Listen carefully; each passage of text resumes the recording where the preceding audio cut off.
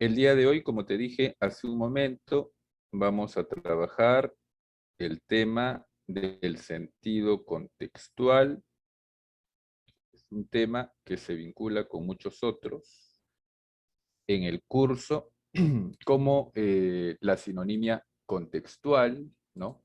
La antonimia contextual se vincula también con la precisión léxica, con las palabras empleadas en sentido denotado, con los términos empleados en sentido connotado, entre otros temas. Muy bien, jovencitos. En primer lugar, entonces, vamos a ver algunos aspectos introductorios del tema correspondiente. Muy bien. Una palabra nunca aparece sola en una oración, sino que está enlazada con otras palabras, formando un contexto gramatical y semántico. El significado de una palabra en un texto está estrechamente ligado con la información que se entrega en otros lugares de ese mismo texto. Es decir, para entender adecuadamente el sentido de una palabra, tenemos que tener en cuenta el contexto donde se encuentra. Muy bien, ¿y esto qué quiere decir? Algunas veces al leer nos topamos con un imprevisto, palabras que no sabemos qué quieren decir. Entonces uno se traba pensando que no es posible entender nada, que es demasiado difícil, que es el fin del mundo. En fin, he aquí una mala noticia. Tirar el texto por la ventana no nos ayudará a comprenderlo mejor. Claro, muchas veces jóvenes, cuando leemos un texto, vamos a encontrar palabras que desconocemos, ¿no? Y entonces esto a veces nos puede frustrar y vamos a dejar de leer. Esto no es una buena idea, ¿no? Vamos a ver qué se nos recomienda en estas diapositivas. Es necesario comprender todas las palabras cuando uno está leyendo algo. Por supuesto que no. Veamos un ejemplo. Trata de adivinar las palabras que faltan en el siguiente párrafo. Muy bien. Aquí, jovencitos, señoritas, vamos a tener este párrafo, este texto breve, al cual se le han quitado algunas palabras.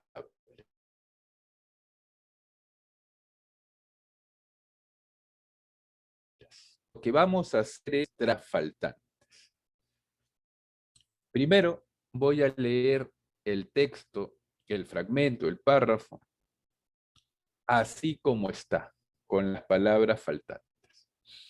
Tú trata de pensar cuáles serían estas palabras que se han quitado. Imagina que estás en tu casa, sentado en una, y mientras miras, de pronto el lugar en donde estás sentado a moverse, las lámparas se balancean, las ventanas vibran y los objetos de los estantes. Todo dura unos pocos, después de los cuales la tranquilidad, no hay dudas, lo que acabas de experimentar es un terremoto. Jovencitos, señoritas, ahora ustedes me van a ayudar a adivinar, a encontrar estas palabras faltantes. Ya lo puedes poner aquí en el chat o lo puedes decir por el micro, como desees. Imagina que estás en tu casa sentado en una, ¿qué palabra iría acá? En una silla, por ejemplo. Muy bien. Imagina que estás en tu casa sentado en una silla y mientras miras, ¿qué podría ser? Y mientras miras la ventana, ¿no? La televisión, muy bien. La calle, aunque la calle ya sería un poquito más complicado, ¿no? Porque estás dentro de la casa. Podría ser a través de la ventana, pero sería forzar un poco. De pronto, el lugar en donde estás sentado empieza a moverse. Las lámparas se balancean, las ventanas vibran y los objetos se caen de los estantes. Todo ese,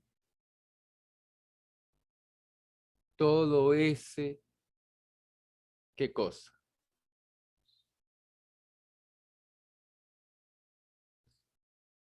Todo ese ajetreo, muy bien, todo ese movimiento dura unos pocos segundos, después de los cuales la tranquilidad vuelve, regresa. No hay dudas, lo que acabas de experimentar es un terremoto. Jovencito, señorita, fíjate que tu cerebro es tan poderoso que incluso un texto al cual le han quitado algunas palabras se puede entender porque tu cerebro hace las relaciones adecuadas con los términos que sí están presentes para poder reconocer al término o a los términos faltantes. Muy bien. Entonces, jovencitos, si tú puedes entender un texto incompleto, significa que es más fácil comprender un texto completo en el cual hay algunas palabras cuyos significados no vamos a conocer. Entonces, jovencitos, se puede entender un texto con términos que no conozcamos sus significados puntualmente. Incluso el mismo contexto nos va a ayudar a descifrar lo que significan estas palabras desconocidas. ¿Está bien? Decimos entonces, ¿acaso no has entendido de qué se trata?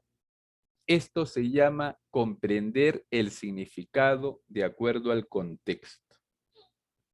Aunque no están presentes algunas palabras, de todas formas has podido captar el sentido general del párrafo. Esto sucede porque el resto del texto te da pistas que te permiten adivinar las palabras faltantes. Muy bien. También es importante tener en cuenta que una misma palabra puede significar cosas distintas según el contexto en que está escrita. Por lo tanto, nunca se debe perder de vista la totalidad del texto a la hora de comprender los significados. Entonces, si puedes leer un texto en donde faltan algunas palabras, ¿no será posible también leer otro en donde no conozcas exactamente el significado de algunas palabras? Veamos otro ejemplo. Muy bien, jovencitos. Entonces, es muy importante para saber lo que significa una palabra, tener en cuenta el contexto. Sabemos que existen palabras polisémicas, palabras que tienen muchos significados. ¿Y cómo vamos a saber ¿qué sentido tiene una palabra polisémica dentro de una oración determinada? Pues tenemos que fijarnos en el contexto. Muy bien, ahora jovencitos, vamos a ver el siguiente ejemplo.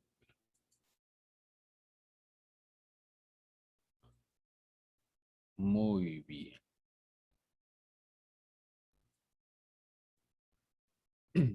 Acá tenemos un texto en el cual hay algunas palabras que están destacadas, ¿no?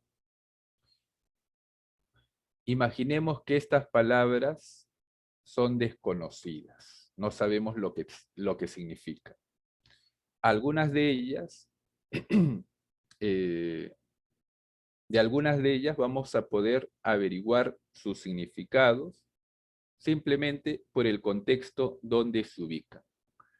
En cambio, algunas otras palabras o expresiones que van a ser más técnicas, es decir, palabras aplicadas a una carrera específica, que es mejor sí averiguar lo que significan en un diccionario o en una enciclopedia. Bien, a ver, vamos a leer el texto. En muchas áreas densamente pobladas puede producirse un terremoto en cualquier momento. Esto acontece especialmente en áreas que están situadas en los bordes de las placas tectónicas. A lo largo de esas zonas, cuando las placas se empujan entre sí, estas aplastan sus bordes de manera tal que una se hunde por debajo de la otra. Pero los terremotos también pueden producirse en el centro de las placas. Por ejemplo, las rocas a lo largo de una antigua falla pueden moverse de pronto o las placas de choque de una placa en subducción puede subir a la superficie en el centro de la placa continental. Muy bien. Si bien no sabemos exactamente cuál es el significado de alguna palabra, según lo que el texto viene exponiendo, es posible suponer cuál será su significado. De esta manera vamos incorporando palabras nuevas y ampliando nuestro vocabulario, sin tener que detenernos a cada rato. Sin embargo, hay palabras totalmente desconocidas. Pueden ser términos muy técnicos, vocabulario específico, algún lugar que no sabemos dónde queda o una persona que no sabemos quién es o fue. En ese caso, conviene no quedarse con la interrogante. El diccionario, sin duda, nos ayudará a comprender de qué se trata o de quién se trata. En el texto anterior, expresiones como placas tectónicas o subducción o placa continental merecen una consulta aparte.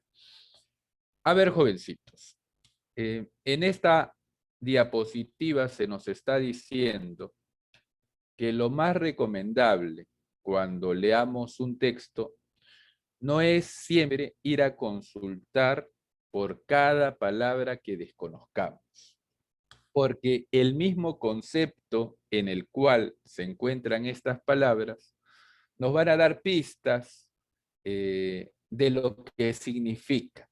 Y es por eso que no es aconsejable ir a buscar todas estas palabras en el diccionario, porque la lectura se hace entrecortada, ¿no? No se hace fluida. Sin embargo, hay algunos términos, algunas expresiones que sí merecen una consulta, porque debemos saber qué es lo que significan precisamente para poder entender su sentido. Entonces, en estos casos sí debemos buscar estos términos en el diccionario o en alguna enciclopedia. Muy bien, jovencitos. A propósito de esto, jóvenes, la mejor forma de de ampliar nuestro vocabulario, la mejor forma de conocer los significados de palabras nuevas, no es memorizando palabras de un diccionario, ¿no? La mejor forma es leyendo. Así, si tú tienes el hábito de la lectura, poco a poco, casi sin darte cuenta, tu vocabulario va a ir enriqueciéndose. Vas a expresarte mejor cuando hablas o cuando escribes. ¿Está bien? Muy bien, jovencitos. A ver, continuamos.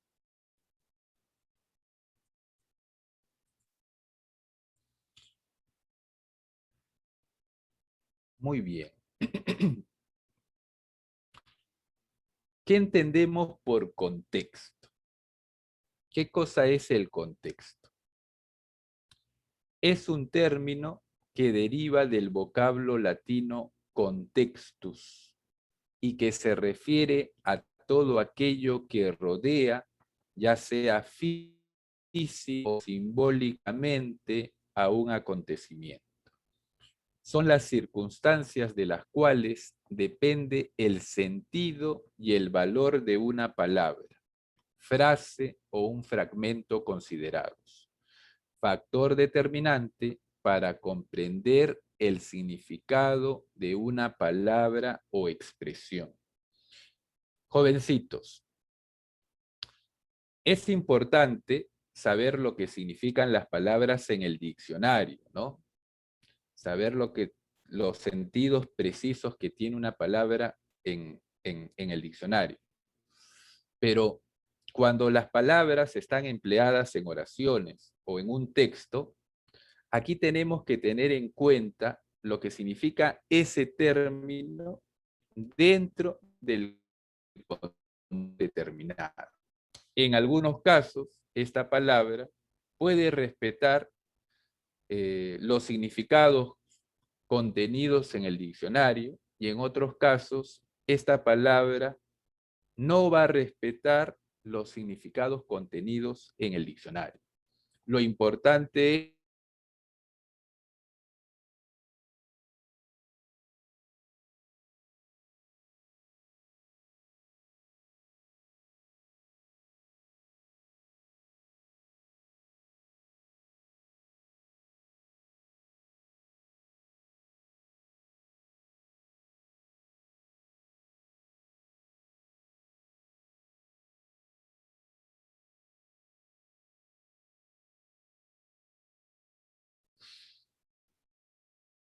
el sentido literal hace referencia cuando utilizamos una palabra de acuerdo al sentido que está considerado en el diccionario.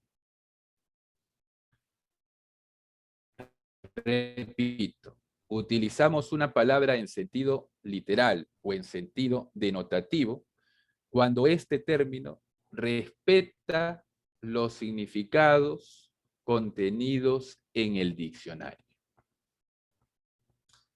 Muy bien, decimos entonces, hace referencia cuando la palabra o expresión se ciñe a su sentido original, que no está sujeto a interpretaciones, contextos o intenciones. Por ejemplo,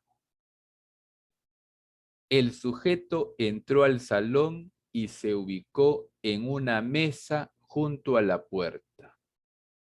El sentido literal es común en textos de carácter informativo o científico.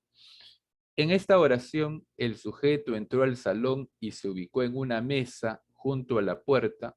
Todas las palabras, incluyendo mesa, están empleadas en los sentidos que están consignados en el diccionario. Ninguno de estos términos tiene un sentido nuevo, un sentido diferente al que está consignado en el diccionario.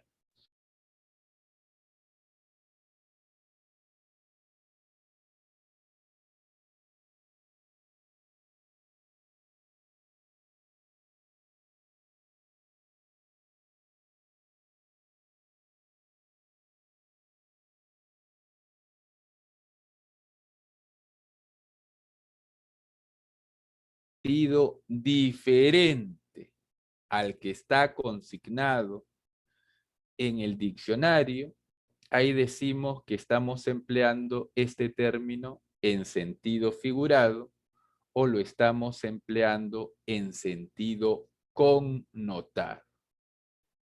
¿Está bien? Decimos entonces, es aquel que se le puede atribuir a una palabra o expresión en virtud de la situación, el contexto o la intención con que se use. Por ejemplo, se le salía el corazón por la boca de la emoción. Aquí esta expresión está empleada en sentido figurado, ¿no? Tú no lo puedes tomar literalmente, tú lo tienes que interpretar. Se le salía el corazón por la boca, quiere decir que esta persona pues estaba muy emocionada, ¿no? El sentido figurado es más propio de la literatura, la poesía o el humor, es decir, formas de expresión que se enriquecen en la ambigüedad. Muy bien, jovencito,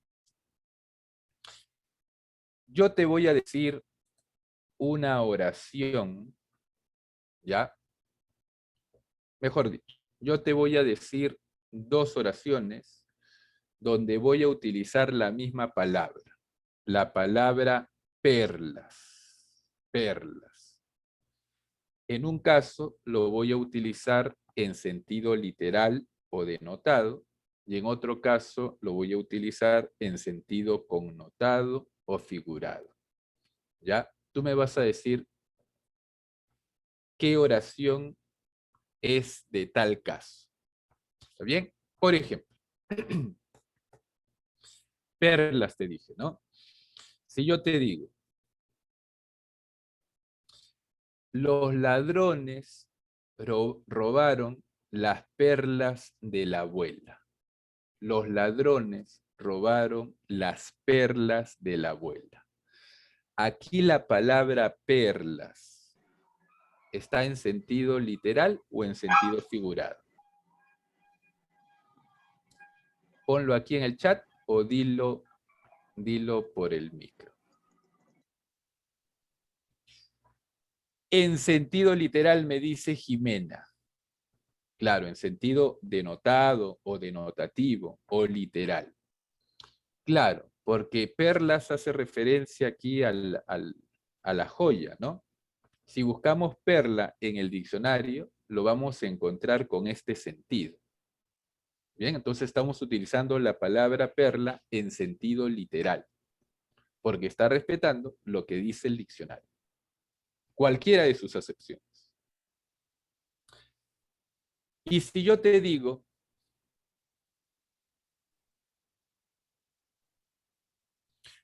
cuando te ríes, las perlas de tu boca iluminan la noche. Cuando te ríes, las perlas de tu boca iluminan la noche. Perlas está empleado en sentido literal o en sentido figurado. Está en sentido literal o en sentido connotativo. Está en sentido figurado. ¿Qué quiere decir perlas en esta oración? Cuando te ríes, las perlas de tu boca iluminan la noche. Hace referencia a los dientes blancos. Muy bien, Jimena. Ahora, si tú buscas la palabra perla en el diccionario, no va a tener este sentido, no va a significar dientes. ¿Te das cuenta? Entonces, ¿qué es lo que tú estás haciendo?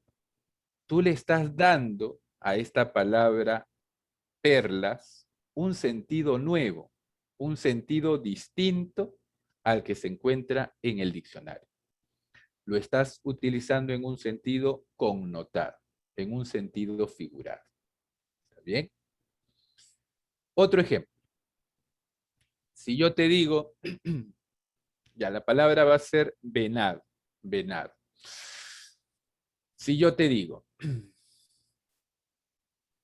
mi padre cazó un venado el fin de semana pasado. Mi padre cazó un venado el fin de semana pasado. Aquí venado está utilizado en sentido literal o en sentido figurado. Literal, ¿no? Porque se refiere al animal. Entonces, si buscamos venado en el diccionario, va a salir pues animal con ciertas características.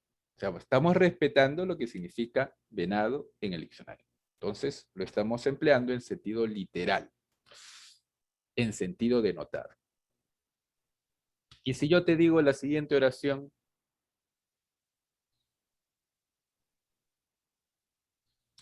mi vecina hizo venado a mi amigo Gilberto. Mi vecina hizo venado a mi amigo Gilberto. Venado aquí está en sentido literal o en sentido figurado. Está en sentido figurado. ¿Qué significa hacer venado? ¿Qué significa esto?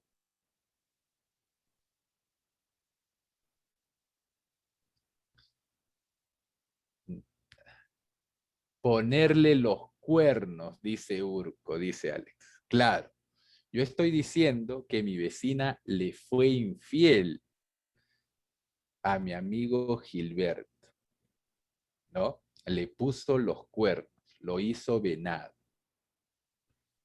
Entonces, si buscamos nosotros venado en el diccionario, no vamos a encontrar ahí el sentido pues de infidelidad, ¿no? De engaño. No tiene ese sentido en el diccionario. Entonces lo que yo estoy haciendo es darle un sentido nuevo a la palabra venado en este caso. Lo estoy empleando en sentido figurar. Lo estoy empleando en sentido connotativo. ¿Está bien? Muy bien, jovencitos. Acá dicen algunos datos, acá en la diapositiva dice algunos datos interesantes. Dice, por ejemplo, que el sentido literal es común en textos de carácter informativo, científico, filosófico también. Claro, lo que pasa que en los textos científicos, por ejemplo, lo que se quiere es la precisión, ¿no? Todas las palabras que se utilizan ahí tienen que estar utilizadas en un sentido preciso. Es por eso que en este tipo de textos eh, se explica, se hace explícito qué sentido tienen las palabras, para que no haya ambigüedad, para que el lector lo entienda en el sentido que ha querido expresarlo el autor. Muy bien, entonces en este tipo de textos abundan las palabras en un sentido conocido por el resto. Ahora, las palabras o expresiones utilizadas en sentido figurado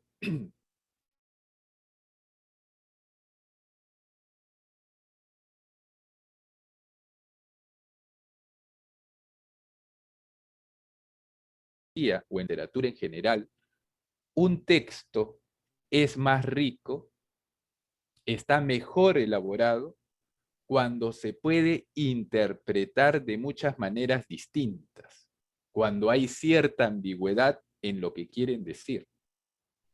Por ejemplo, un poema de César Vallejo puede ser interpretada de muchas maneras distintas.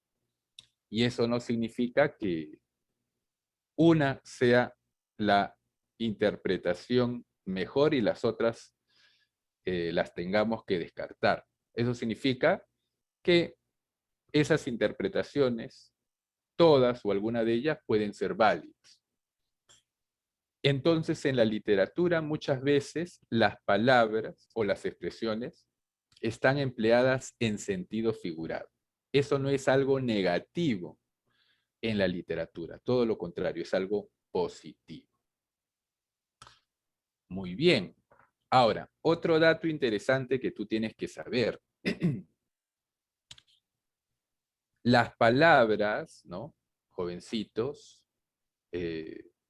son como seres vivos, pues. El lenguaje en general es como un ser vivo.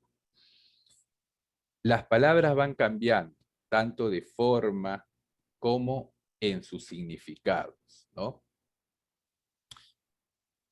Y los diccionarios se tienen que adaptar a esos cambios. ¿A qué me refiero? A lo siguiente. Si nosotros tenemos una palabra monosémica, por ejemplo, la palabra foca es una palabra monosémica, hace referencia al mamífero pinnípedo, nada más en el diccionario, tiene una acepción. Si nosotros utilizamos foca con cualquier otro sentido, lo estaríamos utilizando en un sentido figurado, en un sentido denotado. Pero es posible que de aquí, digamos, a 50 años, como se utiliza la palabra foca mucho en un sentido distinto al del animal, se consigne en el diccionario ese sentido. Es decir, la palabra foca ya no va a ser una palabra monosémica, sino va a ser una palabra polisémica. Va a tener dos acepciones. Si antes la segunda acepción era connotado, es decir, si tú antes utilizabas esa palabra en ese segundo sentido, estabas haciendo una oración connotada, ¿no? Pero si ya está en el diccionario, entonces ya no sería connotado, sería denotado. Entonces, lo que te quiero decir, jovencitos, es que hay una línea divisoria muy fina entre lo que es el sentido literal y lo que es el sentido figurado. Y esa línea puede cambiar muchas veces. ¿Cuál es el objeto o la herramienta que nos va a ayudar a determinar cuándo utilizamos una palabra en sentido literal o cuándo en sentido figurado? El diccionario. Si se respetan los significados que están consignados en el diccionario, es denotado. Si tienen otro sentido, es connotado. ¿Está bien? Muy bien, jovencito. Muy bien, señorita. Vamos a continuar.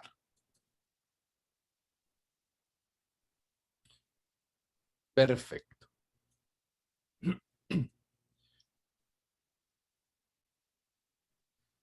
A ver, jovencitos. Los ejercicios de sentido contextual persiguen establecer el significado de las palabras en función de la acepción precisa desarrollada en el contexto del enunciado. En degustó un rico manjar, el sinónimo preciso de rico es delicioso. Degustó un delicioso manjar, claro.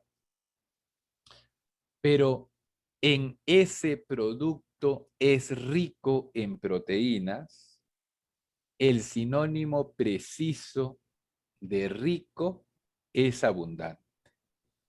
Ese producto es abundante en proteínas. La semántica contemporánea recomienda buscar el sentido de las palabras en el contexto del enunciado. Así, la palabra trascendencia puede significar penetración, perspicacia, o resultado, consecuencia de índole grave o muy importante. Y solo sabremos el sentido pertinente en el contexto del enunciado. Muy bien. Por ejemplo, si decimos, Pedro mostró una notable trascendencia en su forma de encarar y solucionar el problema, aquí trascendencia significa penetración o perspicacia. Pero si decimos, no puedes dejarlo simplemente al azar pues el asunto entraña una gran trascendencia. Aquí trascendencia significa resultado, consecuencia de índole grave o muy importante. Lo que te indica esta diapositiva, jovencitos, es que para saber lo que significa una palabra es importante tener en cuenta el contexto. Una palabra puede cambiar de sentido de acuerdo al contexto donde se ubique. Muy bien. Ahora, jovencitos, determine el sentido contextual de las palabras en negrita. Es decir, vamos a poner lo que significan estas palabras en negrita en la parte de abajo. O sea, ¿qué significan en el contexto? Anita lloraba con el rostro oculto entre las manos. Lloraba sin gemir, pero las lágrimas corrían silenciosas a lo largo de sus mejillas, deslizándose por entre sus dedos para caer en la tierra hacia la que había doblado su frente. Muy bien, jóvenes. Ayúdenme ustedes. Anita lloraba con el rostro oculto entre las manos. Un sinónimo contextual de oculto, ¿cuál podría ser? Anita lloraba con el rostro tapado, tapado por sus manos, ¿no? Escondido entre sus manos. Muy bien. Lloraba sin gemir, pero las lágrimas corrían silenciosas. Aquí, ¿con qué palabra lo podemos reemplazar? Pero las lágrimas corrían silenciosas a lo largo de sus mejillas, ¿no? Sus lágrimas se deslizaban, sus lágrimas fluían, ¿no? Muy bien. Por ejemplo, ponemos fluir. Pero las lágrimas fluían silenciosas a lo largo de sus mejillas, deslizándose entre sus dedos, deslizándose entre sus dedos. ¿Cómo lo podríamos cambiar? ¿Cómo podríamos cambiar a la palabra deslizándose?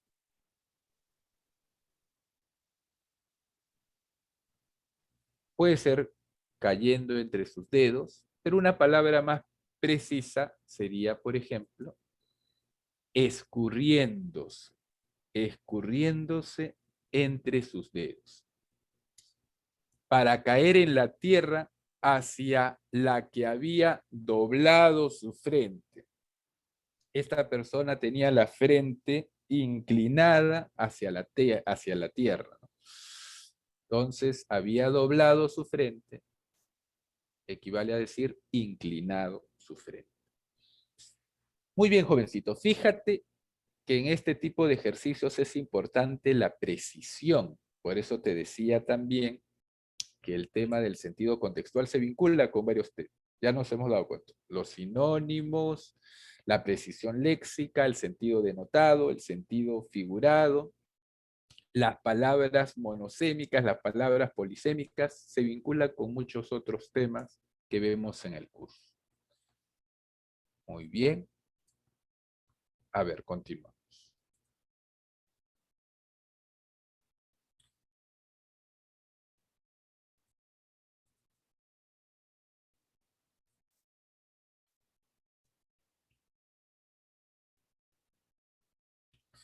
Muy bien, jovencitos. Sinónimos en contexto. En el caso de la sinonimia contextual, las palabras presentan significados equivalentes o idénticos, solo determinados por el tramado del texto. Ejemplo, el fin del imperio incaico era ineluctable, era inevitable. En esta oración, debido al contexto oracional, los sinónimos del término fin son ruina, decadencia. La decadencia del imperio incaico era inevitable, por ejemplo. Muy bien, jovencitos. En los sinónimos contextuales, lo primero que tenemos que hacer es identificar lo que significa una palabra dentro del contexto determinado. Ya sabemos que en algunos casos esta palabra va a respetar lo que significa en el diccionario y en otros casos esta palabra destacada puede tener un sentido totalmente distinto al que está consignado en el diccionario. Entonces, cuando desarrollemos ejercicios de sinónimos contextuales, de sinónimos en contexto, no nos están preguntando por lo que significa la palabra aislada de un contexto. No, nos están preguntando por lo que significa esa palabra en ese contexto determinado. ¿Está bien? Hay que tener en cuenta eso. Entonces tenemos que averiguar lo que significa la palabra en el contexto. Muy bien.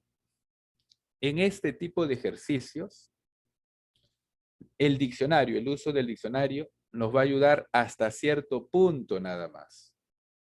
Porque no siempre la palabra destacada en una oración va a respetar lo que dice, lo que está contenido en el diccionario. ¿Está bien? Tenemos que tener en cuenta eso. Muy bien, jovencitos. Vamos a desarrollar el siguiente ejemplo, el siguiente ejercicio. Dice, determine los sinónimos contextuales de los términos que aparecen en negrita.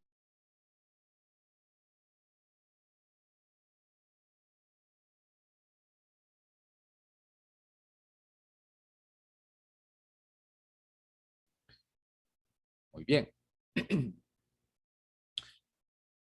La imagen de Edgar Allan Poe como mórbido cultivador de la literatura de terror ha entorpecido en ocasiones la justa apreciación de su trascendencia literaria.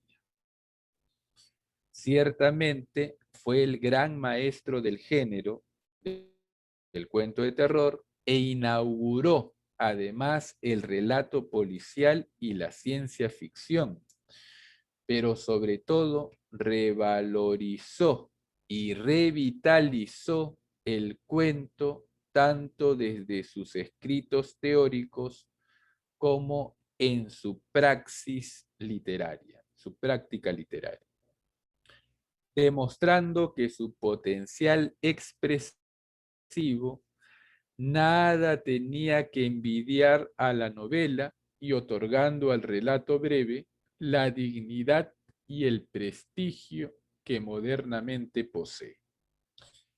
Muy bien, aquí tenemos un texto en el cual tenemos algunas palabras destacadas. Lo que tenemos que hacer es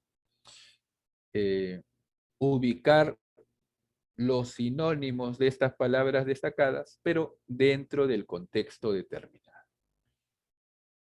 Muy bien, ahora vamos a pasar a la siguiente diapositiva. Aquí tenemos estas palabras. Ya está. Me vas a ayudar.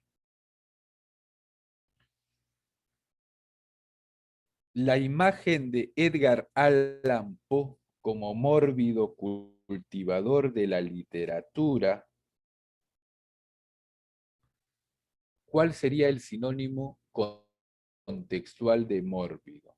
La imagen de Edgar Allan Poe como mórbido cultivador de la literatura de terror.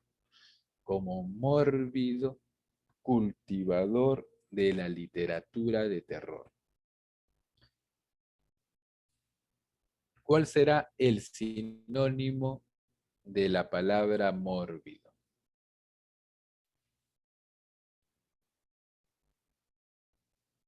Tenaz es terco, ¿no? Podría ser, pero acá hay otra más precisa. La imagen de Edgar Allan Poe como un mórbido cultivador de la literatura de terror. Es decir, que él estaba entregado a la literatura de terror. Me dicen la B por acá. Muy bien. A un obsesivo cultivador de la literatura de terror. Muy bien. Mórbido significa obsesivo en este contexto. Mórbido es enfermizo, ¿no? Claro. Pero en este contexto tiene el sentido de obsesivo. En la siguiente. Como mórbido cultivador de la literatura de terror, ha entorpecido en ocasiones la justa apreciación. Ha entorpecido en ocasiones la justa apreciación. ¿Cuál será su sinónimo? Ha obstaculizado, me dicen. Ha obstaculizado. Muy bien. Ha obstaculizado en ocasiones la justa apreciación de su trascendencia literaria. La justa apreciación de su trascendencia literaria. Ha obstaculizado la justa apreciación de su trascendencia literaria. Valoración, me dice Gianfranco. Ángelo también. Valoración. ¿Están de acuerdo, jóvenes, señoritas? A ver, a ver, a ver.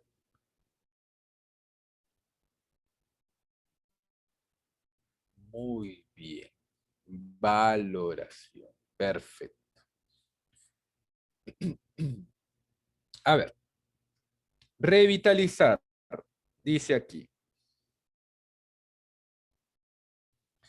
Pero sobre todo, revalorizó y revitalizó el cuento, tanto desde sus escritos teóricos como en su praxis literaria. Revitalizó el cuento. ¿A qué hace referencia?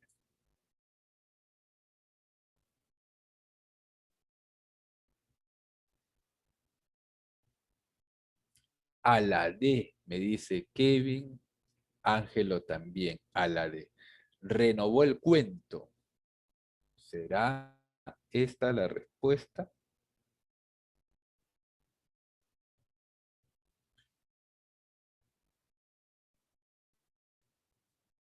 Muy bien. Renovó el cuento. Dice que fue el iniciador de la literatura fantástica y la literatura policial. Renovó el cuento. Muy bien. En la siguiente. Revitalizó el cuento tanto desde sus escritos teóricos como en su praxis literaria. En su praxis literaria. Praxis literaria significa práctica literaria, ¿no? Pero ¿a qué hace referencia más precisamente? A su destreza, me dice Gianfranco.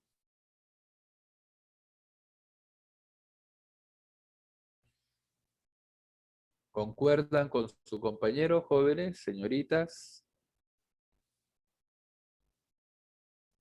Destreza, me dice Jimena también.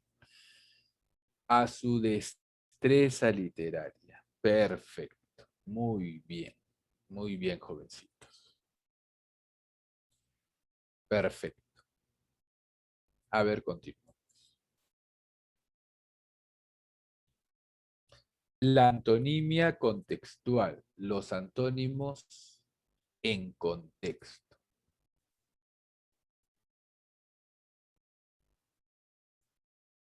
Muy bien. A ver, jovencitos, para desarrollar los ejercicios de antonimia contextual, hay que hacer algo semejante a la sinonimia contextual en la primera parte del ejercicio. Lo que tenemos que hacer en primer lugar es identificar lo que significa la palabra destacada en el contexto. Tenemos que averiguar lo que significa la palabra destacada en el contexto. Cuando ya sabemos lo que significa esta palabra en un contexto determinado, recién vamos a buscar a la palabra que tenga un... Bien. Por ejemplo, jovencitos, si yo les digo la siguiente oración: después de declararse a Patricia, Roberto regresó hecho una noche. Después de declararse a Patricia, Roberto regresó hecho una noche. ¿Cuál es el antónimo contextual de noche?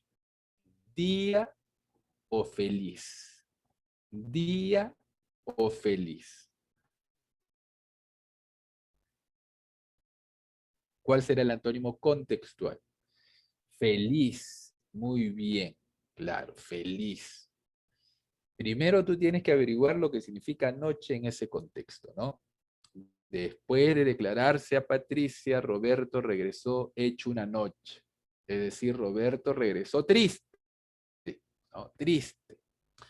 El antónimo de triste es feliz, alegre. Entonces marcamos esa palabra. Jovencitos, en los antónimos contextuales, tú tienes que ubicar, en primer lugar, lo que significa la palabra en el contexto. No necesariamente lo que significa la palabra en el diccionario, eso ya lo sabemos. Lo que significa en el contexto. A veces esta palabra va a respetar los significados consignados en el diccionario y otras veces esta palabra está empleada en un sentido ajeno al que está consignado en el diccionario. Entonces, hay que tener cuidado ahí. Tenemos que identificar lo que significa la palabra, pero en el contexto. Y si ya lo hemos identificado, podemos buscar entre las alternativas la palabra que se opone mejor. Y sería la respuesta. Muy bien, jóvenes.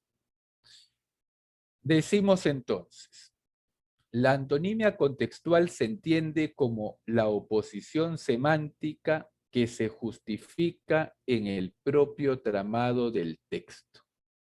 Al reemplazar una palabra por otra, se produce un viraje de sentido. Cabe resaltar que para hallar el sentido opuesto de una determinada palabra es necesario tomar en cuenta el contexto del enunciado. Muy bien. Vamos a poner aquí los antónimos contextuales de las siguientes palabras. Para atraer el interés del público, era necesario que el ponente use un lenguaje sencillo, un lenguaje entendible. ¿Cuál será el antónimo de sencillo o de entendible? Ponlo aquí en el chat.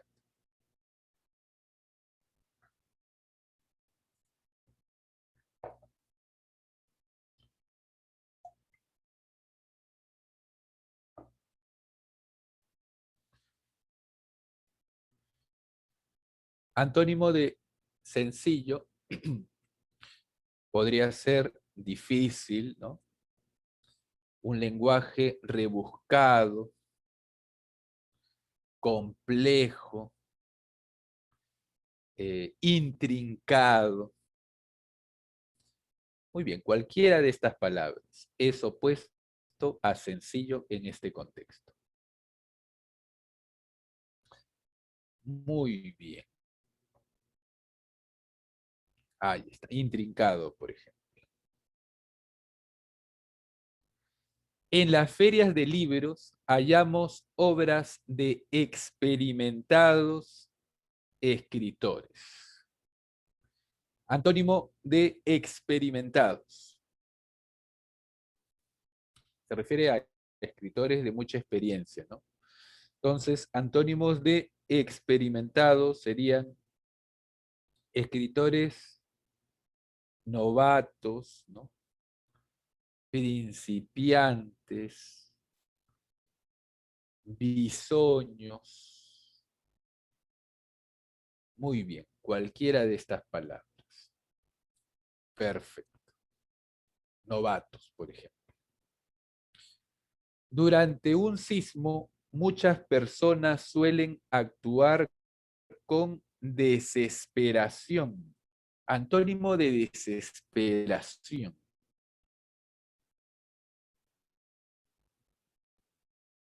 Tranquilidad, calma, sosiego. Muy bien. Cualquiera de estas, serenidad, muy bien. Cualquiera de estas palabras sería antónimo de desesperación. Muy bien, jovencito. Calma, por ejemplo.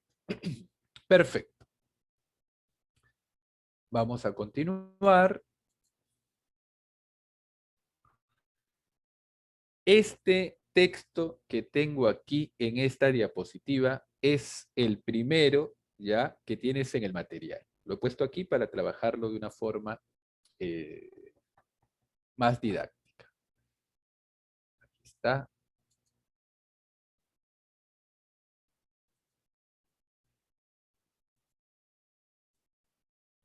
A ver, jovencitos, vamos a leer este texto y luego vamos a determinar los sinónimos contextuales de los términos que aparecen en negrita en el texto. Muy bien. A ver, en el clan de los caballitos de mar, los nacimientos son otra cosa. Los, las 35 especies que conforman el género Hippocampus son singulares en el reino animal. Son los machos y no las hembras quienes gestan, quienes se preñan. Y al por mayor, pero antes toca bailar. En un ritual de apareamiento que se dilata días enteros, la pareja de caballitos de mar nada durante horas al unísono, a veces hocico con hocico y entrelazando mutuamente las colas. ¿Ha visto alguna vez el típico dibujo de dos caballitos de mar formando un corazón? Pues es bastante realista, dice Leslie Matsushige, conservadora asociada del Acuario Birch del Instituto de Oceanografía. Tan romántica postura alinea el oviducto de la hembra con la bolsa incubadora que el macho presenta en el torso, en la que ella deposita cientos de huevos. El macho los fertiliza y asegura la bolsa, donde los huevos maduran y se convierten en alevines, en críos. Muy bien, entonces, en los caballitos de mar, el que se preña, ¿no? Es el macho, no la hembra. Curioso, ¿no? Ahora, jovencitos, vamos a marcar los sinónimos contextuales de las palabras o expresiones resaltadas. Bien. Al por mayor, dice aquí, son los machos y no las hembras quienes gestan y al por mayor. ¿A qué hace referencia? Y al por mayor. profusamente, productivamente, diáfanamente, ingentemente. Aquí al por mayor hace referencia, es decir, que contiene muchos caballitos, ¿no? Que se refiere a la abundancia, a la cantidad. Entonces aquí Jimena me dice la A, Will me dice la B, aquí la respuesta será la A, profusamente. Es decir, que va a parir varios caballitos de mar, profusamente. Dilata, ¿cuál será su sinónimo contextual? Ensancha, flexiona, aplaza, prolonga, en un ritual de apareamiento que se dilata días enteros. Que se dilata días enteros. Claro, lo que pasa es que dilatar es una palabra polisémica, ¿no? ¿En qué sentido está utilizado? Dilatar es aumentar de tamaño algo, ¿no? Ensanchar, eso significa, es una de sus acepciones. Pero aquí tiene otro sentido. En un ritual de apareamiento que se dilata días enteros. Es decir, este ritual de apareamiento dura varios días. Claro, que se prolonga días enteros. Muy bien, que se prolonga días enteros. Las 35 especies que conforman el género Hippocampus son singulares en el reino animal. Son singulares en el reino animal, jovencitos.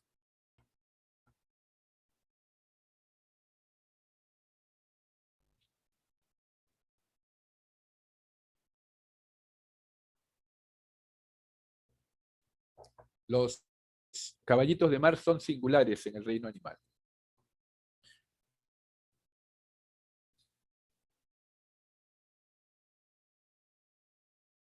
¿Cuál será la respuesta?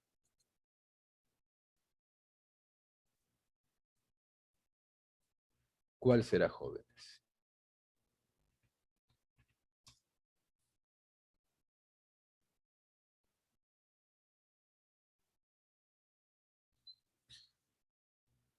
Son únicos, me dice Jimena, me dice Camila. La D, muy bien.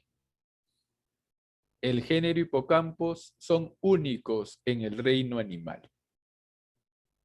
Perfecto, muy bien. Inopinado es algo no planeado, ¿no? Inopinado. Algo no planificado. Algo no premeditado. La última palabra. El macho los fertiliza a los huevos y asegura la bolsa. Asegura la bolsa donde los huevos maduran. ¿Qué significa esto? Asegura la bolsa. La hembra deposita, ¿no? Sus huevos dentro del oviducto del macho, así es. Y después de que estos huevos estén depositados, los asegura. ¿Qué es lo que hace? Lo cierra. Cierra la bolsa. Cierra la bolsa. Muy bien, Jimena. La A es la respuesta. Muy bien, jovencitos, vamos a continuar. Ahora voy a compartirte el otro material. Voy a dejar de compartirte las diapositivas. Muy bien, jovencitos, señoritas, dame unos segundos para compartirte el material. Aquí está.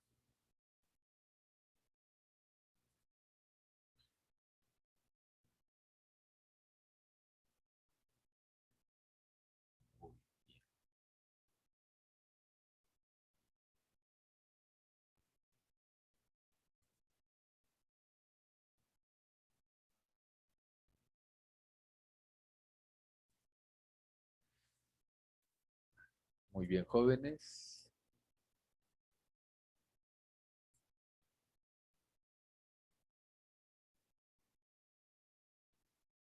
Un momentito.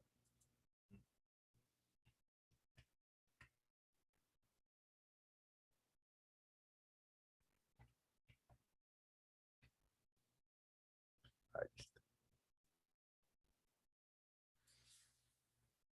A ver, jovencitos. Ya hemos desarrollado aquí el texto 1, ¿no? Este es el texto sobre los caballos de mar. Vamos a continuar. Ejercicio de antonimia contextual. Antonimia contextual. A ver, ¿qué vamos a hacer aquí, jóvenes? Antonimia contextual. Establezca un antónimo para la palabra resaltada y reconstruya la oración cambiando lo necesario para que tenga sentido. Es decir, vamos a cambiar las palabras destacadas por sus antónimos contextuales. ¿Me vas a ayudar? La vida es difícil y precaria en el desierto del Serengeti y la muerte es irrevocable. Primero tenemos que averiguar lo que significan las palabras en el contexto, ¿no? Por ejemplo, la vida es difícil y desfavorable en el desierto del Serengeti y la muerte es inevitable. Ya sabemos que precaria es desfavorable e irrevocable es inevitable. Entonces dime antónimos de estos términos. El antónimo de desfavorable, ¿cuál sería?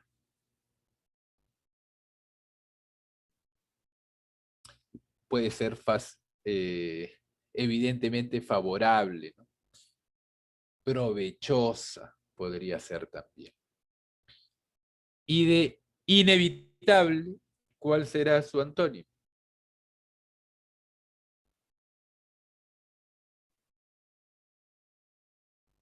Y la muerte es inevitable. ¿Cuál será su antónimo?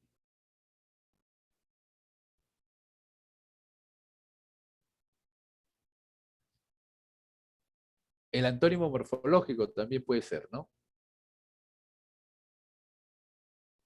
De inevitable, ¿cuál será?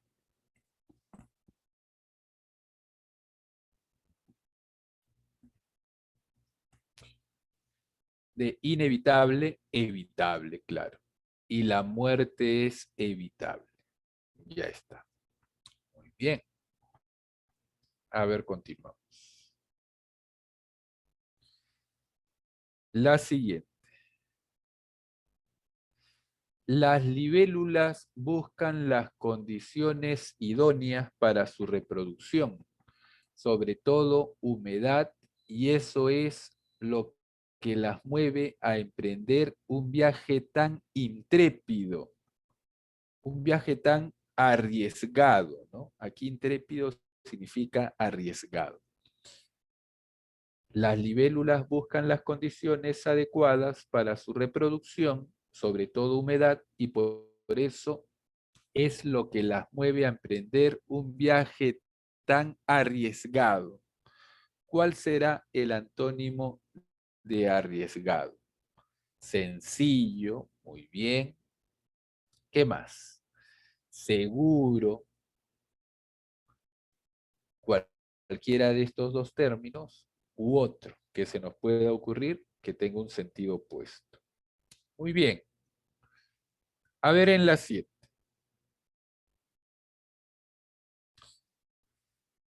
El recorrido por las grandes reservas naturales se convierte sin duda en uno de los recuerdos y experiencias viajeras más significativas que uno puede tener.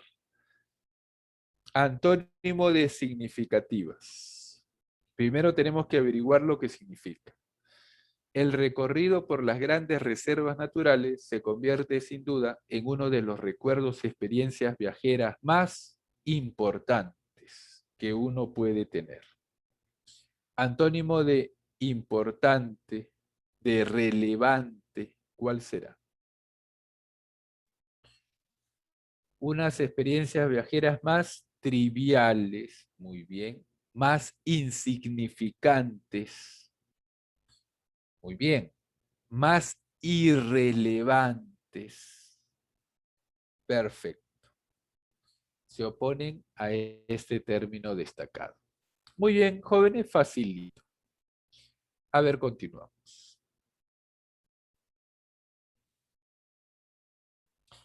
Escriba el significado de las siguientes expresiones. ¿Qué significan estas expresiones dentro del contexto, ¿no? Eso es lo que nos están pidiendo.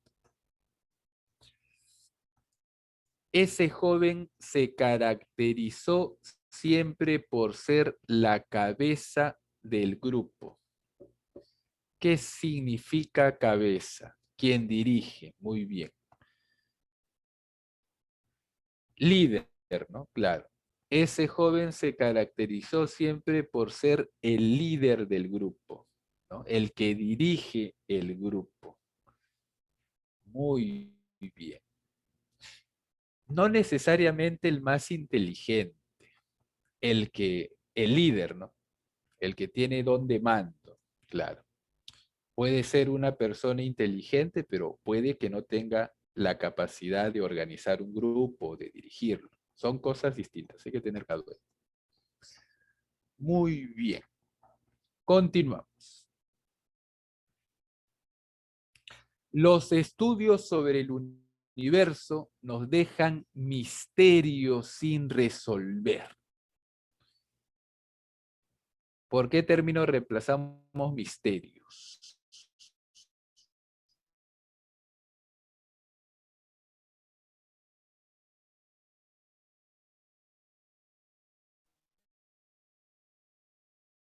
Dudas sin resolver, está bien. Dudas sin resolver, perfecto. Enigmas sin resolver, muy bien, perfecto. Interrogantes sin resolver, muy bien.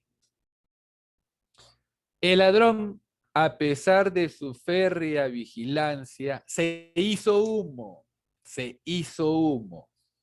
Esto está evidentemente en sentido figurado, ¿no? Claro, o sea, el ladrón no se desmaterializó, ¿no? Claro, no lo tienes que tomar literalmente, está en sentido figurado. El ladrón, a pesar de la férrea vigilancia, se escapó, huyó. Eso significa se hizo humo. A propósito, jóvenes, muchas veces has escuchado que es común ahora decir literal, ¿no? Cuando uno habla y dice literal. Y muchas veces lo utilizan de forma errónea. Cuando tú dices algo literalmente, significa que eso ha ocurrido como lo estás diciendo. ¿Ya? Muchas personas dicen una frase en sentido figurado y dicen literalmente. De ahí hay un error. O sea, tú no puedes decir, el ladrón a pesar de la férrea vigilancia se hizo humo. Literal, no podrías decir eso porque estás cometiendo un error. Se hizo humo en sentido figurado. Aquí no puedes expresar la expresión literal o literalmente. Cuando tú dices literalmente, significa que eso ha ocurrido como tú lo estás diciendo. ¿Está bien? No te vayas a confundir. Muy bien. A ver, vamos a continuar.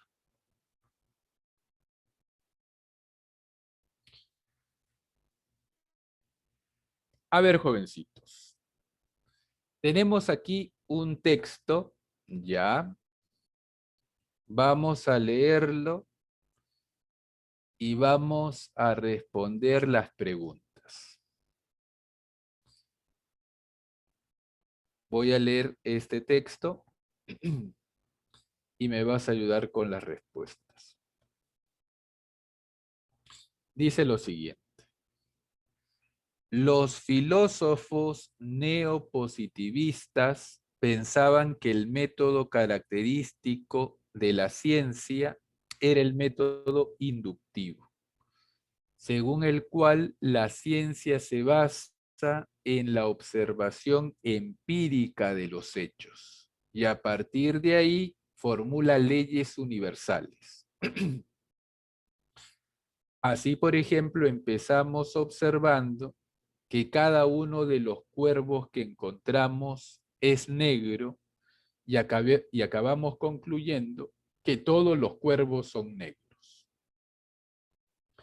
El problema es que este tipo de razonamiento no es concluyente, pues por muchas veces que hayamos observado un fenómeno, nunca podremos estar seguros de que de que en un futuro el fenómeno seguirá dándose de la misma manera.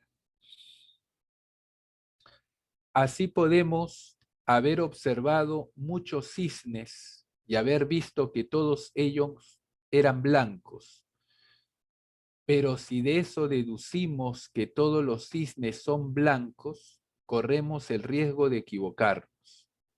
De hecho, hay cisnes negros. Es lo que se conoce como el problema de la inducción. En su libro Los problemas de la filosofía, Bertrand Russell lo ilustró de esta forma. Fíjate en esta explicación. Imaginemos un pavo al que un granjero da de comer todos los días. El pavo se acaba acostumbrando a esto y cada vez que ve aparecer al granjero, espera recibir su ración diaria. Supongamos que el pavo es un buen inductista y no quiere precipitarse en sus conclusiones. Se dedica, por tanto, a recoger pacientemente datos sobre el asunto que más le interesa, la hora de la comida.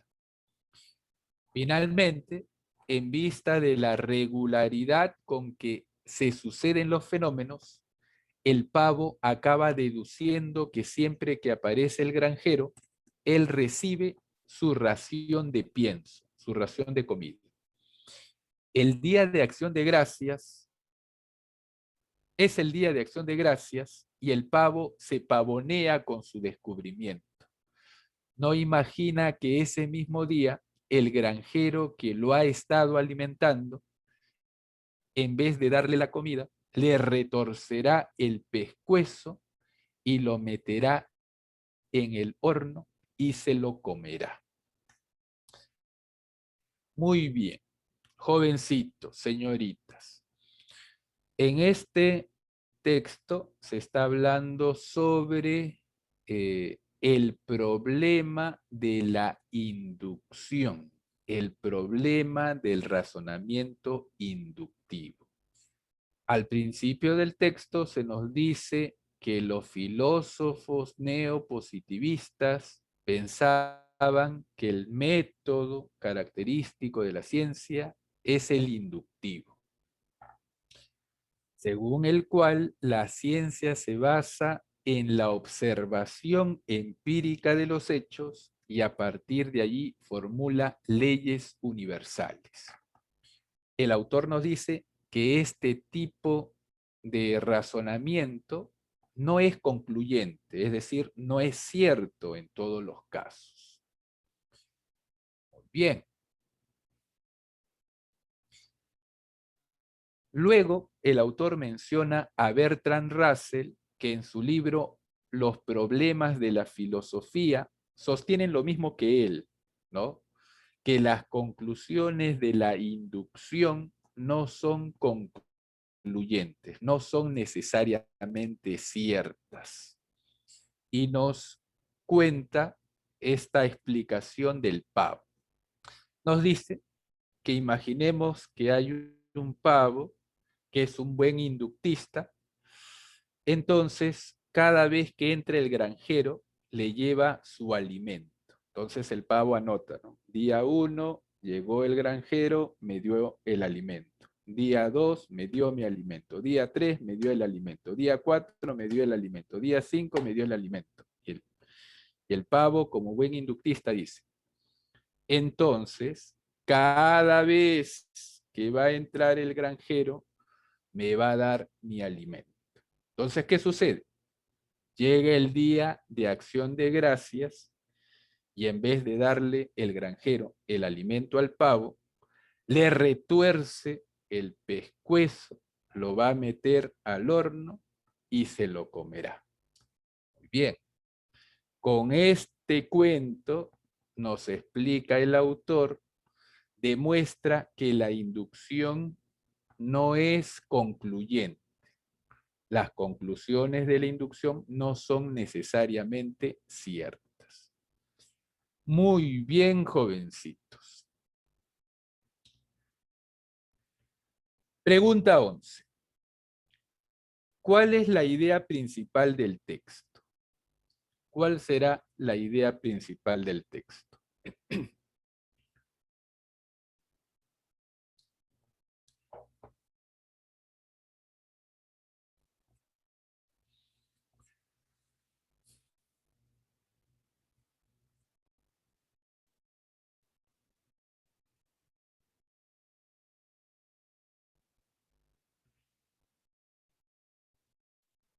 ¿Cuál será aquí la respuesta?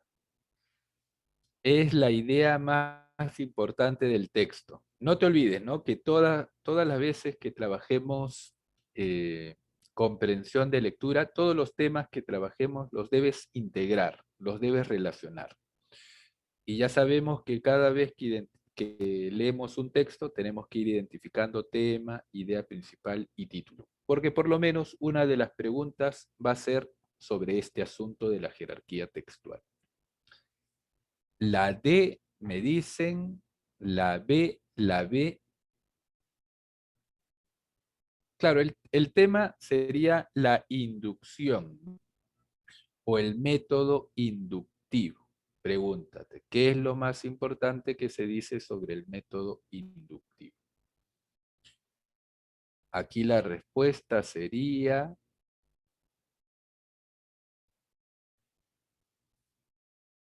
¿están de acuerdo con sus compañeros?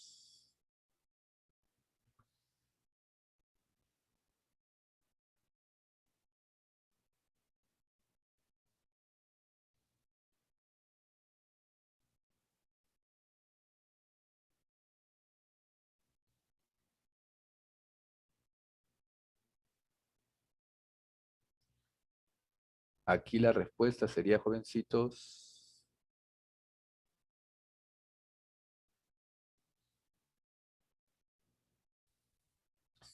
muy bien, Kevin, muy bien, Tommy. La B es la respuesta. El problema de la inducción radica en que es un tipo de razonamiento de carácter no concluyente. Entonces el autor del texto no está de acuerdo de que la ciencia se base en la inducción, ¿no? La B es la respuesta. Muy bien. En la 2, la expresión recoger pacientemente datos sobre el asunto implica el pavo se dedica, por lo tanto, a recoger pacientemente datos sobre el asunto. Antelación es anticipación, observación, premura, divagación. ¿Cuál será la respuesta?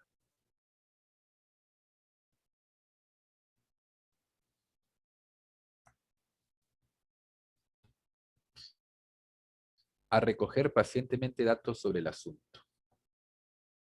Gianfranco me dice observación.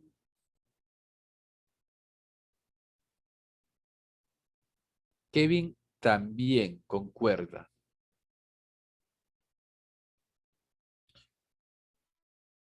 Jimena también concuerda.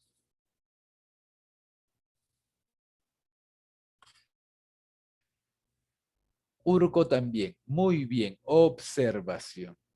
La B. B de barco. Ahí está. Muy bien. En la 13. Es incompatible con el texto afirmar que Bertrand Russell es incompatible, ¿no? ¿Cuál es la oración que contradice al texto respecto de Bertrand Russell?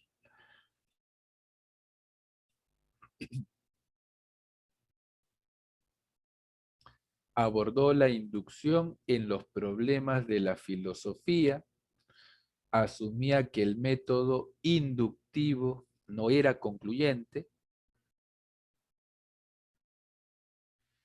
propuso una historia alegórica acerca de la inducción, buscaba justificar la utilización del método inductivo.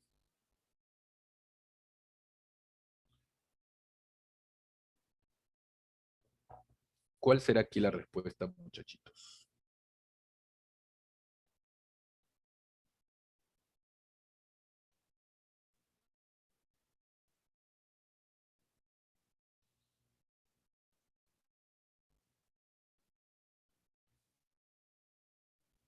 La D, me dice Kevin.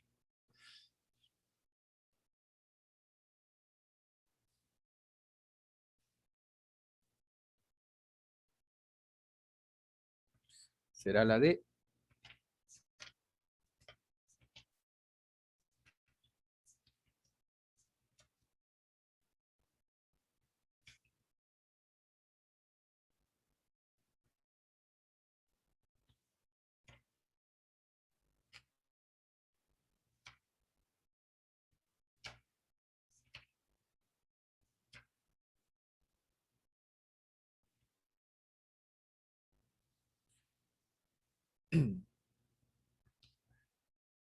Esto del método deductivo o inductivo lo vamos a ver cuando trabajemos inferencias. ¿Están de acuerdo con su compañero Kevin, jovencitos? La historia del pavo lo relata Bertrand Russell en su libro, ¿no? Te pregunto, ¿Bertrand Russell apoyaba al método inductivo o cuestionaba al método inductivo?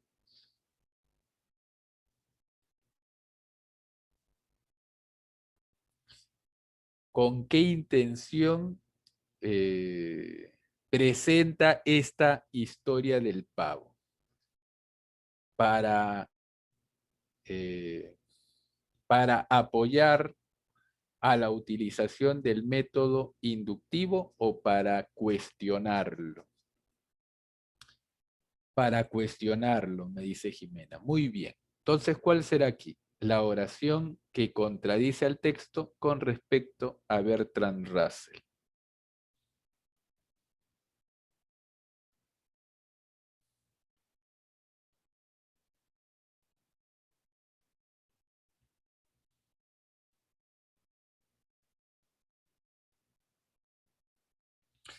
Jimena me dice la D. Concuerda con Kevin.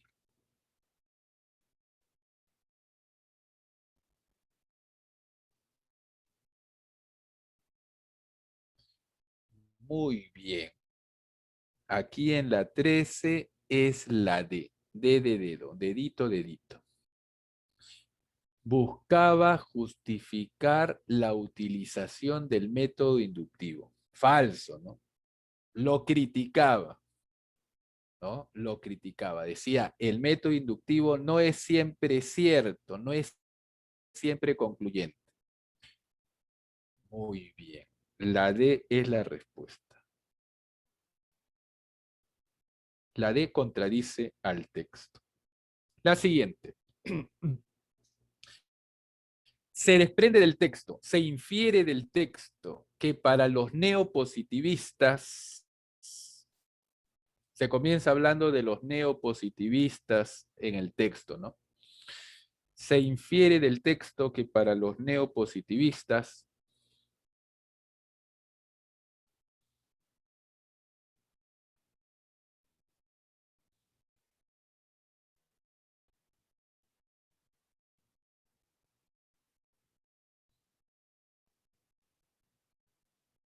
la D, me dice Kevin,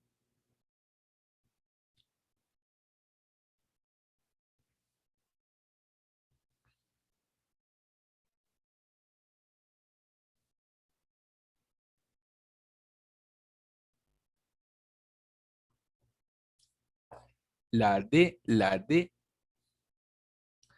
Muy bien, la 14 es la D, jovencitos.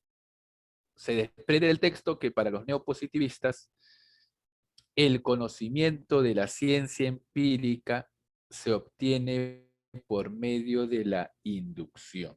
Los neopositivistas son inductivos, ¿no? Creen en este método. La D es la respuesta. Muy bien. Esta es la pregunta de extrapolación.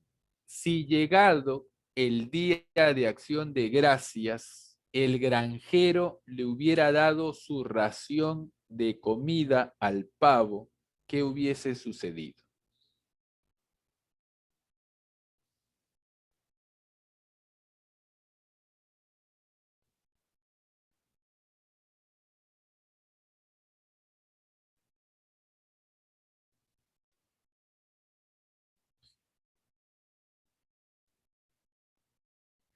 Kevin me dice la C, Camila la D.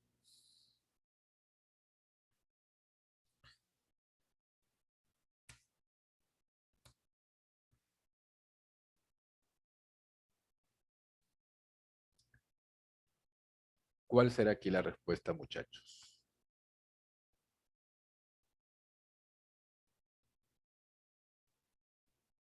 Jimena la B, tres alternativas distintas.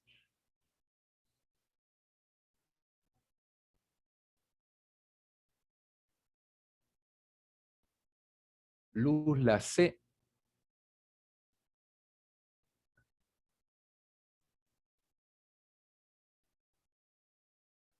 ¿Cuál sería aquí la respuesta?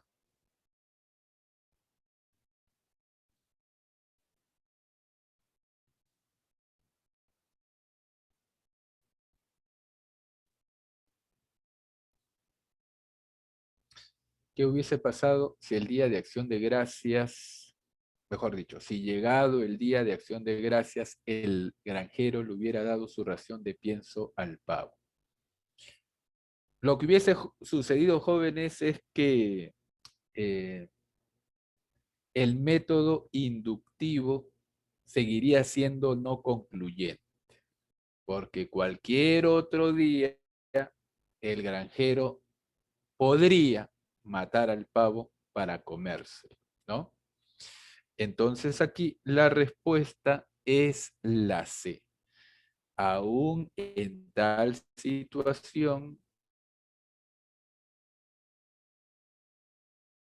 la conclusión del pavo no es concluyente, porque la inducción es en esencia no concluyente. Se dice que el método inductivo es simplemente probablemente cierta, pero no va a ser cierta en todos los casos. Aquí es la C. Muy bien, jovencitos, muy bien, señoritas. Vamos a continuar.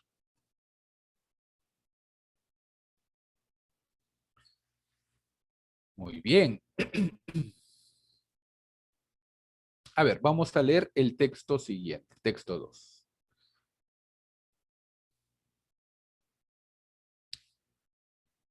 Los géneros literarios aparecen en la Edad Media tan vinculados con las clases sociales que en términos generales es posible establecer una clasificación basada en la especial estructura de la sociedad.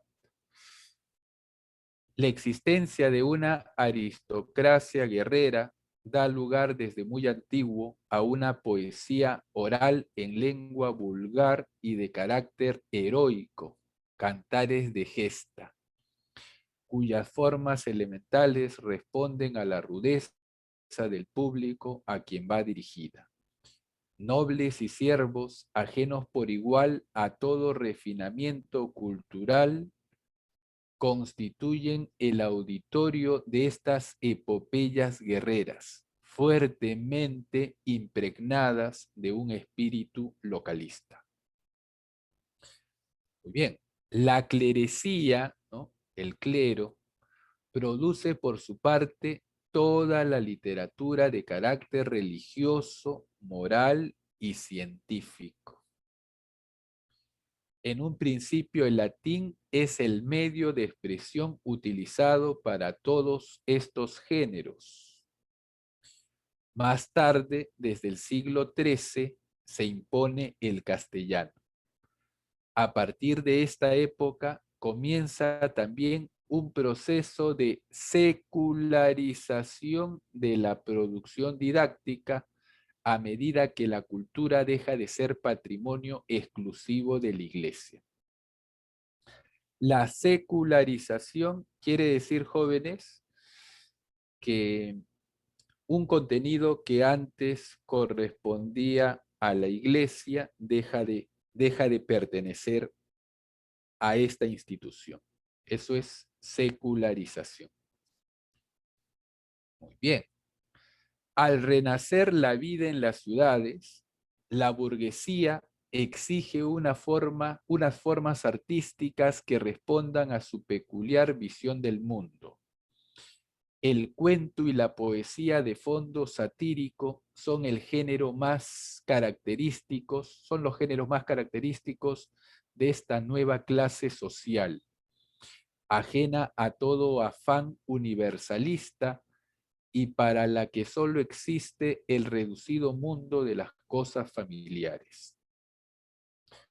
Frente a las figuras del héroe o del santo, exaltadas por juglares y por clérigos, la literatura burguesa representa la apología del hombre práctico y avisado, cuyo malicioso sentido crítico le hace triunfar en los más difíciles trances de la vida cotidiana. La aparición de una nobleza caballeresca y cortesana, solicitada por dos estímulos capitales, la aventura y el amor, da a su vez origen a numerosas novelas, donde se relatan fantásticas proezas de esforzados palatines, y a toda una lírica amorosa de tono idealista y refinadas formas. Todo cuanto acabamos de decir no significa que los géneros se hallen separados por barreras infranqueables. Muy al contrario, se observan frecuentes interferencias entre ellos, y no es raro encontrar elementos épicos o caballerescos en la producción de los clérigos o cortesanos y religiosos en la de los burgueses. Muy bien.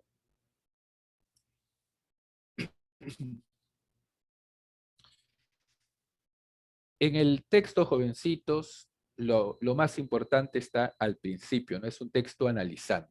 Dice, los géneros literarios aparecen en la Edad Media, en España, tan vinculados con las clases sociales que en términos generales es posible establecer una clasificación basada en la especial estructura de la sociedad. La aristocracia guerrera produjo, dice esta primera parte, la literatura épica. Esta clase social produjo las epopeyas guerreras fuertemente impregnadas de un espíritu localista. Muy bien. Por su parte, la iglesia, la clerecía, produce toda la literatura de carácter religioso, moral y científico. Luego, la burguesía exige unas formas artísticas que respondan a su peculiar visión del mundo. Aparece el cuento y la poesía de fondo satírico. Muy bien. La literatura burguesa representa la apología del hombre práctico cuyo malicioso sentido crítico le hace triunfar en los más difíciles trances de la vida cotidiana. Y luego nos dice la aparición de una nobleza caballeresca y cortesana. Muy bien, hace posible la aparición de de numerosas novelas con temas de aventura y amorosos. Muy bien. Y en la parte final del texto se nos dice, jovencitos, lo siguiente: todo cuanto acabamos de decir no significa que los géneros se hallen separados por barreras infranqueables. No, muy al contrario, se observan frecuentes mezclas, interferencias entre ellos. Y no es raro encontrar elementos épicos o caballerescos en la producción de los clérigos o cortesanos y religiosos en la de los burgueses. Muy bien, jovencitos, pregunta siguiente. Principalmente la intención del autor consiste en explicar qué cosa.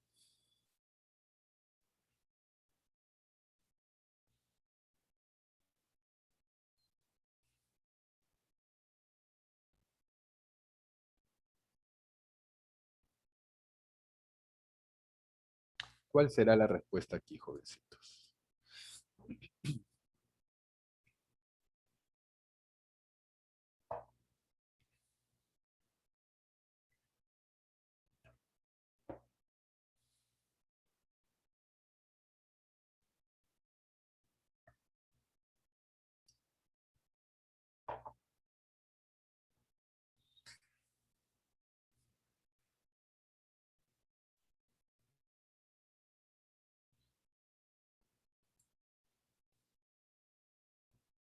La C, me dice Jimena. ¿Será esta la respuesta, muchachitos, señoritas?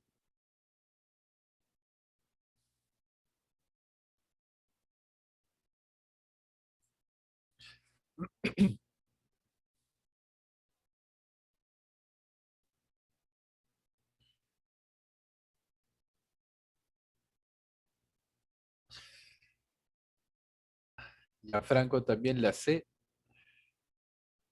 Muy bien, jovencitos. La C es la respuesta. La influencia de las clases sociales en el surgimiento de los géneros literarios. La C. Perfecto. En la 17. En el texto el término impregnar connota de la pregunta del sentido contextual, ¿no?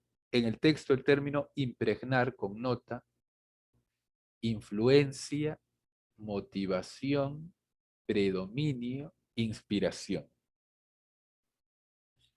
Dice que estas obras están impregnadas de espíritu localista.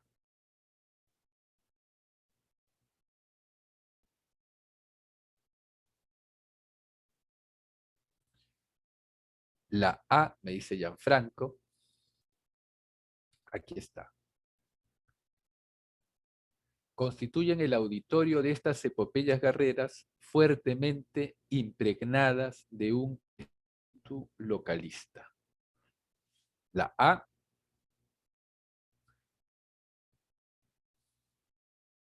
Jimena concuerda con Gianfranco.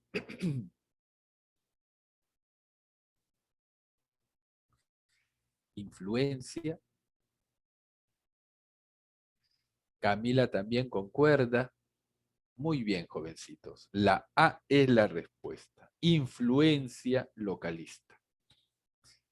Muy bien. Fíjate que la primera pregunta es sobre la jerarquía textual, la segunda pregunta es sobre el sentido contextual. A ver la tercera. La tercera pregunta es sobre compatibilidad e incompatibilidad, ¿no? Resulta compatible con el texto afirmar que. Resulta compatible con el texto afirmar que.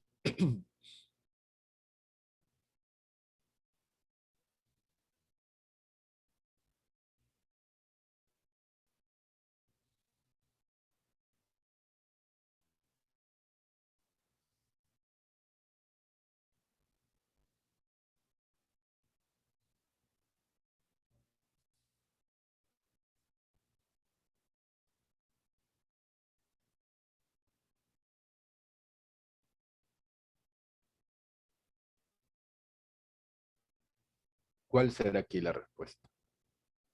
¿Cuál es verdadero con respecto al texto?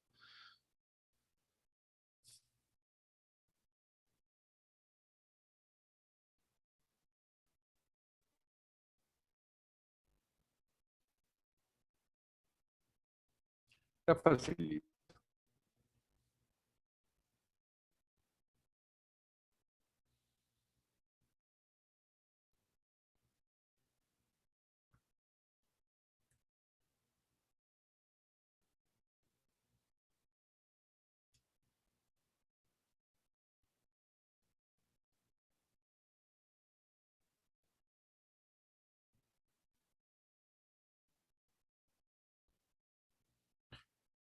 ¿Cuál será aquí la respuesta, muchachos?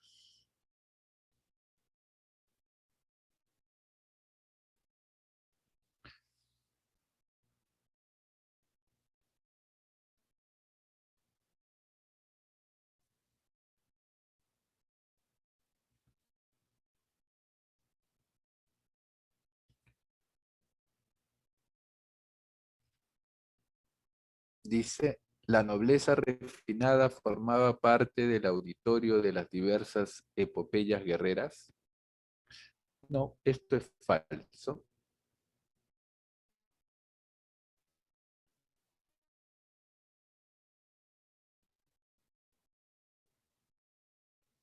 La nobleza refinada prefería las obras amorosas, o las novelas amorosas y de tipo heroico. La noción del héroe y santo era irreconciliable e inadmisible en la literatura, en la literaria medieval. No, los géneros se mezclaban, no había una división tajante. La cultura y la educación fueron exclusivos patrimonios de la iglesia en el medioevo. No, al principio, ¿no? Luego dice que hubo un proceso de secularización. Entonces aquí la respuesta es por descarte, ¿no? La D. El burgués sentía complacencia por la caracterización literaria del personaje pícaro. Claro, dice que la burguesía dio como origen la novela, los cuentos, los poemas de corte pícaro, de corte humorístico. La D es la respuesta. Las dos últimas, la 19, jovencitos. Del texto se puede inferir que la clerecía, que la iglesia. ¿Cuál será aquí la respuesta?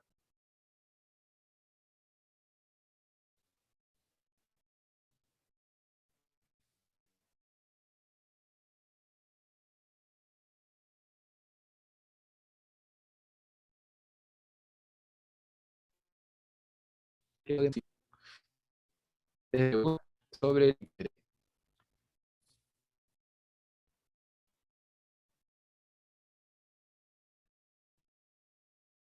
La D no, estuvo muy propensa, más bien era propensa a producir obras morales o religiosas, ¿no? Aquí la respuesta es la A de avión. concentró el patrimonio cultural hasta que se oficializó el castellano. El texto nos dice que antes la cultura estaba plasmada en la lengua latina y que luego esta lengua fue desplazada por el castellano y la iglesia fue perdiendo el poder sobre la cultura, sobre la producción de este material. Entonces aquí la respuesta es la A de avión. Y la última, jovencitos. Pregunta de extrapolación. Si la sociedad medieval hubiese mostrado desprecio por toda composición literaria, ¿qué hubiese pasado? ¿Cuál será aquí la respuesta?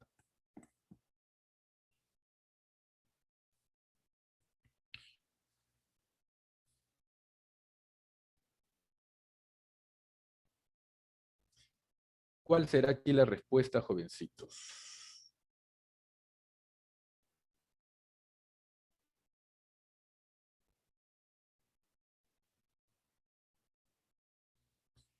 Aquí la respuesta es la A de avión. La aparición de los géneros literarios no habría estado motivada por ella. La aparición de los géneros literarios no habría estado motivada por ella. Muy bien, jovencitos, el día de hoy hemos avanzado entonces un tema de comprensión de lectura, el sentido contextual.